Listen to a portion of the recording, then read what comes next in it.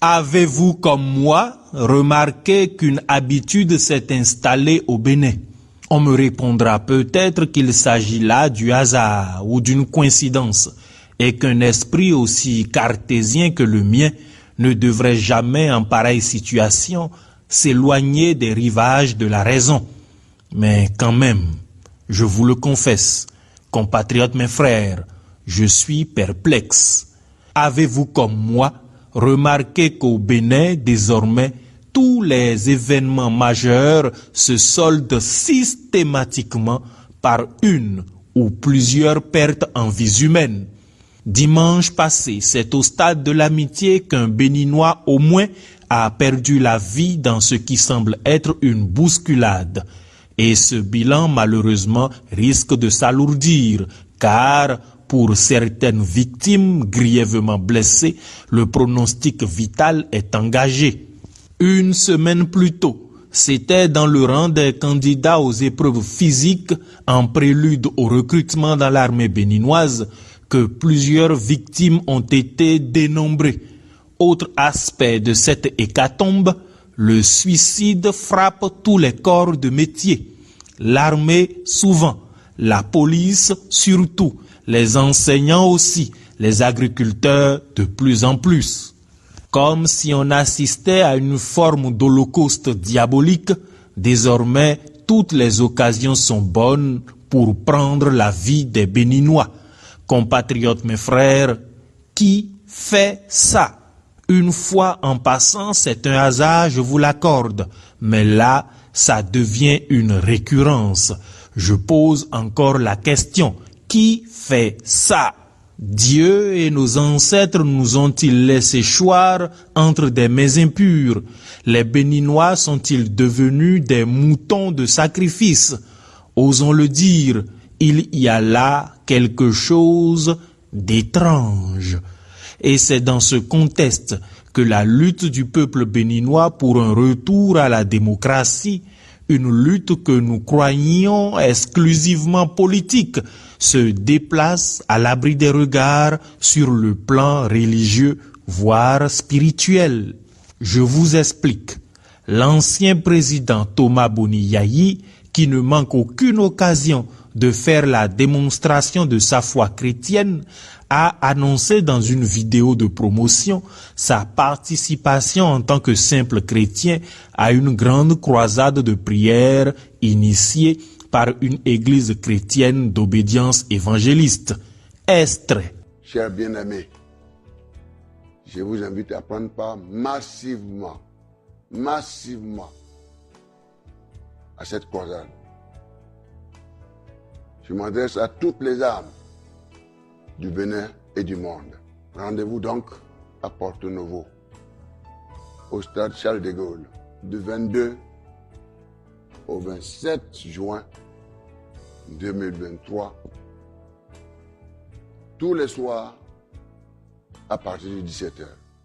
Depuis la diffusion de la vidéo dont vous venez d'écouter un extrait, des informations me parviennent. Des mains invisibles assez puissantes pour avoir l'autorité nécessaire feraient en ce moment tout ce qui est en leur pouvoir pour soit empêcher la croisade de se tenir, soit empêcher qu'elle se tienne au lieu prévu par les organisateurs. Puis, PS, des pressions sont faites pour empêcher l'ancien président Thomas Boni Yayi de s'y rendre.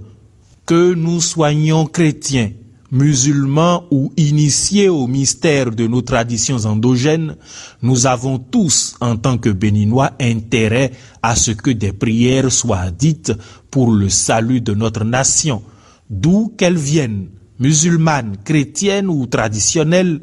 Prières, invocations et libations ne peuvent être que bénéfiques à notre pays, à moins que les mains invisibles suscitées ne soient celles du diable.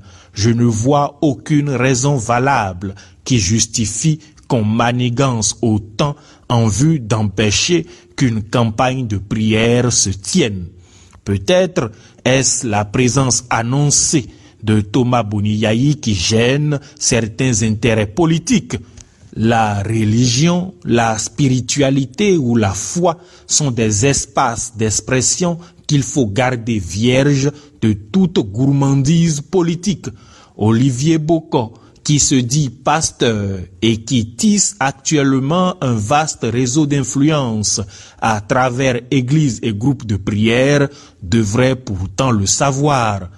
Vous ne devez en aucun cas faire de la religion ce que vous avez fait de l'Assemblée nationale, un cénacle de zombies où s'illustrent des bénis oui-oui à votre solde.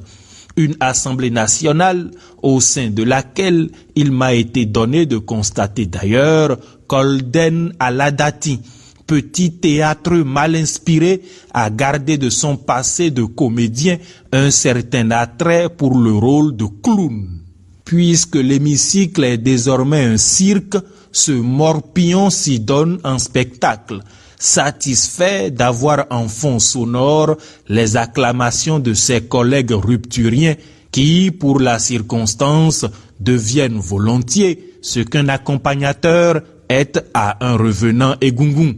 L'Assemblée nationale, hier théâtre de toutes les joutes idéologiques, oratoires et rhétoriques, aujourd'hui, l'ombre d'elle-même n'est rien de plus qu'une chambre de passage où s'opère le viol de notre Constitution. Jamais vous n'y entendrez parler de la souffrance des Béninois. Jamais vous n'y entendrez parler des 127 agents de l'ANAT abusivement licenciés sans que l'on ait tenu compte du contrat qui les lie à cette agence d'État. J'y reviendrai. Jamais vous n'entendrez l'Assemblée nationale interpeller la justice de notre pays au sujet des approximations judiciaires qui ont fait sa funeste réputation. Tenez, l'affaire de détournement à l'ORTB où un citoyen béninois, Hyacinthe Vivien Kodia, attend toujours que justice soit faite. Lui qui a longtemps pâti de l'influence de Séverin Quenom dans ce dossier. Nous y reviendrons aussi. A-t-on retrouvé trace des 40 milliards soustraits aux caisses de la DGI il y a quelques années? Où sont les conclusions de l'enquête? Jamais vous n'entendrez ce genre de sujet en débat à l'Assemblée nationale. Quant à la libération de nos otages politiques, Rekiat Madougou, Joël Aïvo, Thibaut Ogou et tous les autres, vous comprenez que nous n'avons rien à attendre de ces gens. Ils ne comprennent que le rapport de force. Seule la lutte totale rendra dignité et liberté à nos otages politiques. La patrie ou la mort, nous vaincrons.